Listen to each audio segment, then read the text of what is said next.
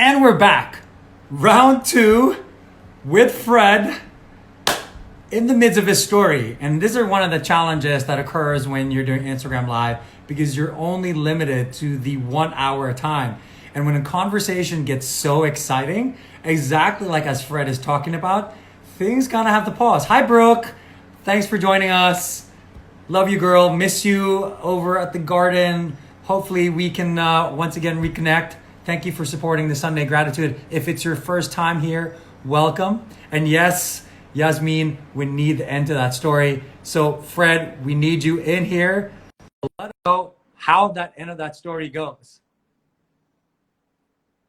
Yes, because these are some of the follies that occur when you're doing this. Yeah, there we go. I'm back. All right.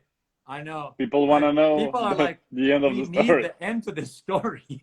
You're going into it, Yeah. cockroaches, happy exterminator, and everyone's like, what is happening? What happening? And I'm like, yeah.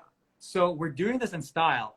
This is how we end season 1 of Sunday Gratitude, is have you go overtime and have 2 segments going on. And this is how we roll. Beautiful. So anyways, preface this again. So those who are just joining us again, if you heard the cockroach story, Fred's going to try to do a little summary and then go back to the point where the guy walks in and talks about it. But this is Sunday Gratitude. And the question I had for him was, what are one of the biggest lessons you learned, from your journey in the past number of years that has been so significant for you? So Fred, take it away. And so the quick recap of the story. I was 2 years ago, I was I was living in a place where it had a lot of restaurants close, and so it was really hot in summer. And one day I went to my house and I had 1 cockroach, and the other day another one, and eventually I had 5. And so I had to do something about it, and I called the exterminator. And one day, and like the day after, the exterminator shows up at my house. And he's like a 55-year-old man, like super sweet, small guy with glasses, mustache, and he's just so happy. And this is where the story ended. And so let's finish it. Okay, did I recap it well? That's perfect. That was so perfect. Okay, cool. I'm practicing my English actually. I haven't spoken English in a lot of time. But it's perfect then. Oh, thank you. So we were at my house, and he was just like with his stick. He was just like exterminating the cockroaches and everything. And I eventually asked him a question that is my favorite question to ask to people who have interesting jobs, which is, what is the craziest thing that ever happened while you were doing your work? And I mean, I love asking this question to Uber drivers because they always have like crazy answers, and I do. Oh yeah, it's like it's amazing. And this guy, I was thinking like maybe he killed giant cockroaches, something happened, something that was bizarre. And when I asked him this question, what was something crazy that you experienced, he just cracks himself up and he just starts laughing and laughing and laughing by himself. And then he starts sharing one story and like laughing and with tears and like really like in such a good mood. And then he starts telling a second story, and then a third story, and a fourth story. And then I'm so captivated. And eventually, story after story, I just asked him, how long have you been doing this? And he just smiles at me and says, 20 years. And I was like, my chin just dropped. And I was like, this guy, this 50-year-old man who has immigrated from one of Portugal's colony to find a good job and to find a way to provide for his family. He's been working for the last 20 years, maybe the whole time he was in Portugal, maybe his only job. He was working for 20 years doing something that everyone hates to do. Doing something that we all are either afraid or disgusted, and we prefer to pay someone to do it by ourselves. And he is one of the, at least top 3 of the happiest people I ever saw in my life. Wow. And that day, I understood a very important lesson, which was... Wait. Before you say it, somebody in the comments said something like, if you want to know the answer, check out Seekers Club Mindset Evolution. So true. Yeah, they know the story. It's the last episode. So true. I was like, wow, that's a good plug-in right Yeah, there. yeah, That's a that's good plug. yeah, for sure, for sure. Yeah, I mean, guys, if you want to know the end of the story, if you want to know the lesson, just go to Secret Club. We can just close it here. I think it's good. Now I have to tell, I have to And say everyone's it. like, what? What? I So have to say anyways, it. please And so, continue. So yeah, the lesson was, I mean, this guy, 20 years working, killing cockroaches every day, 7:30 a.m., going into the places that no one like wants to go, and he's one of the happiest people I've ever known in my life. And so that taught me a very important lesson, that is, we are conditioned by society and a little bit of our genetic programming as well, not only society, but we have been conditioned to believe that happiness happens when we achieve something external, meaning when we buy something, achieve a certain goal, have a certain relationship, have a certain physical shape, have a certain car. I mean, we were all taught to believe by our cultural conditioning, for example, advertising, that always taught us to believe yep, that when you achieve this, you'll be happy. yep. And for me, it was just, I already somehow knew it because I was already on this world. But for me, it was like the realization that your internal world is not determined by your external world. You know, you Mm, have a lot of people that have everything externally, and they spend their whole lives going in and out of rehab. And then you have people who have nothing, and they are one of the happiest people you can meet. And so one of the most powerful lessons I've ever gotten into personal development, and this was at a seminar. It was like, your quality of life is the quality of your emotional state, of your well-being.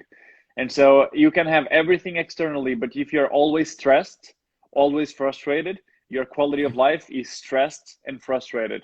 And so at the end of the day, the most important thing that determines our quality of life, it's our emotional state, where we live emotionally. And where we live emotionally is not determined by external conditions, but rather by our filter of what our external conditions are to us. And so for me, it was really like, we are the ones who determine if we are happy or not. And at this day and age, I don't like to use the word happy. I yeah. prefer one where that you probably Brown. Yep. Of course. You know Brene Brown?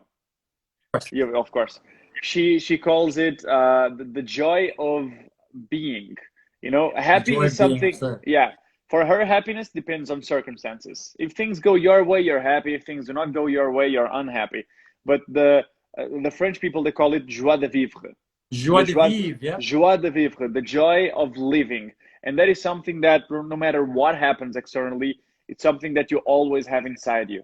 The joy of living, that comes. And she researched it, and you know what she found out? She found out that the people who are joyful, as like being joyful, they practice gratitude daily. Mm, And so for me, it was like fascinating. It's like backed by research.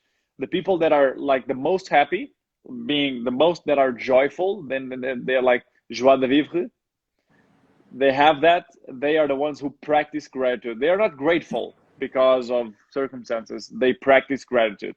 And so for me, and I mean for you, this is, you know this for sure, but for everyone, it's just a reminder that if we practice gratitude, if we learn to look at the world not only to find what's missing, but to find what's already here, and we my golden rule is accept, appreciate, and love what you already have about yourself, others, and life, then the joy of living is always here, and it's up to us.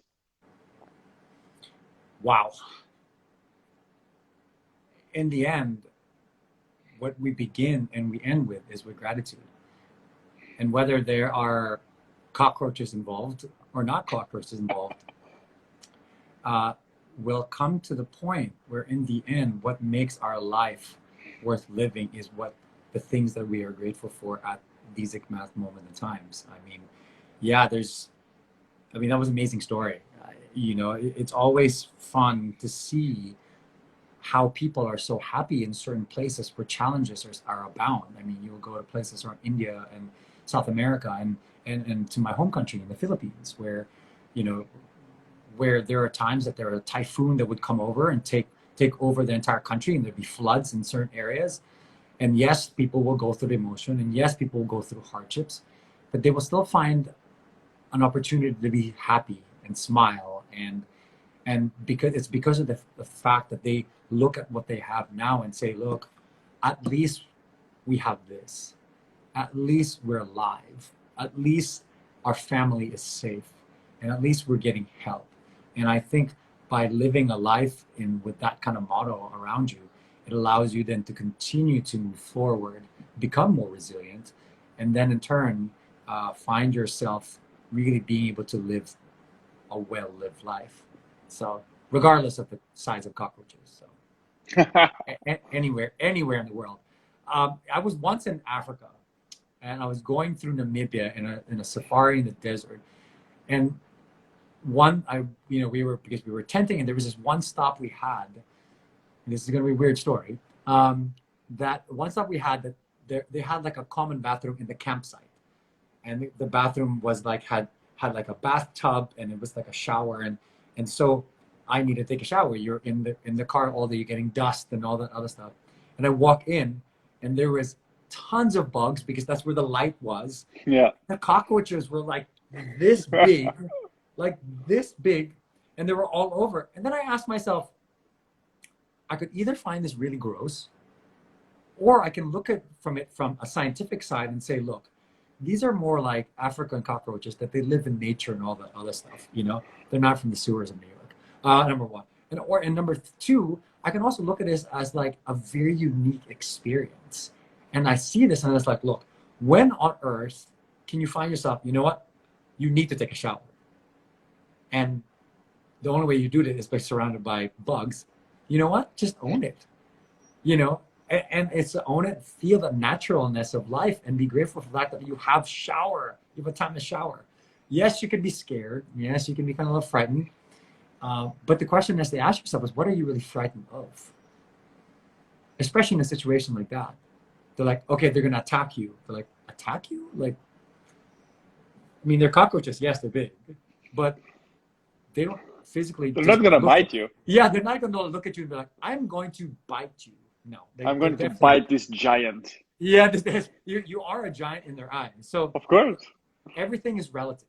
And if we look at that point, it allows us to know that the situation we have right now, we are lucky. So in whatever challenges we face, there are other people that also have more challenging lives than we do. So on that note, it goes back to gratitude. So, anyway, thanks, E. No, thank you. That was like an amazing lesson that you shared that allowed me then to expound.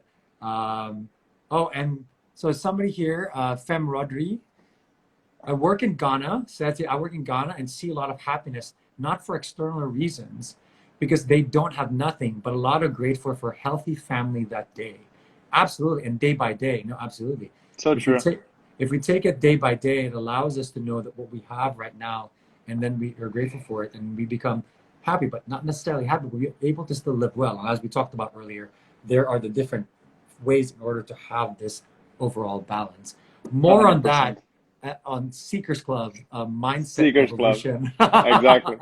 Let's give a quick shout out here to Victor, which is a beautiful kid that I met at A-Fest with you on the dance floor. Oh, Kafka? Yeah, Victor Kafka. He's Kafka here. On? Yeah, I haven't talked with him in a lot of time. Oh my God, Kafka, where are you? And a beautiful soul that will touch one day a lot of souls as well. And George Kafka, his dad, he's here as well. Thank you for raising such a beautiful kid. You did an amazing job. Victor is, I mean, Victor's even younger than you. And Victor is like 19 or something. He's a kid that I've seen. I've known the kid since he was like 12 or 13. And to see him grow into this man now, or this man that he's becoming, has been amazing to see. Hey, George. Speaking of George, George is in the house. Want to send some love to George, to Sophia, my Angelita, to Bruna, and everyone else. Thank you all for visiting in, and for those for visiting today and spending time with me and Fred, and for those who have been to multiple Sunday Gratitudes. Thank you for supporting me and this project. Know that this is not the end of Sunday Gratitude.